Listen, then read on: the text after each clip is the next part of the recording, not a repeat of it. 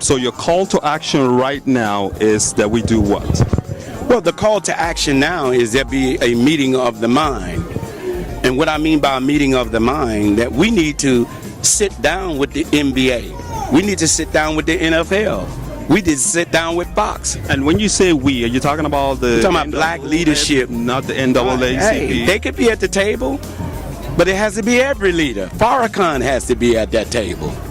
See? Somebody we trust. It can't be hand-picked people who can't even determine why should the NAACP be at the table when they miss this guy. Exactly, because that was my next question. I mean, how do you feel that the LA chapter of the NAACP was going to give this man a Life Achievement Award in the first place? Well, this ain't the first one, and this would be the second Life Achievement Award to him. So therefore, they have already turned a blind eye on who this man was and is. This is why the community should buy in. Ask the community who they want to see at the table. Stop picking people and assuming that they're our leaders. See, ask the people. You do all kind of other polls. Poll the people. Throw Minister Farrakhan's name on the table. Ask him, would you like to see Minister Farrakhan at a meeting like that? See, ask if you would like to see Dr. Karenga and others at a meeting like that. See, activists who really have our best interests at heart, we need to know that who's ever in that meeting is not a sellout. That's all we want. Because a lot has to be talked about to the rich man. Right. They're very rich, and they can help. They can help a lot in the blighted areas of the inner cities in these major markets where the NBA play. So one last question. Once Mr. Sterling leaves the ownership of the Clippers, do you think that will be justice well served?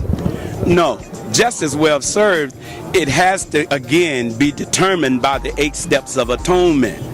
Just as well served have to be that there has to be a full-scale investigation on every owner now. Oh, okay. You see? So it's not just about him leaving the ownership. Because he's been in this good, he's the oldest owner. Right. If you go look up the meaning of the word clipper, that was a clipper ship called a slave ship called clipper ship. I didn't know that. So that's where the Clipper got his name from? I don't know. You have to ask Donald Sterling.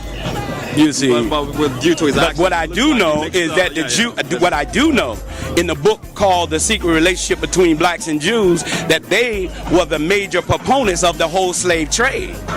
They own the majority of the plantations in the South.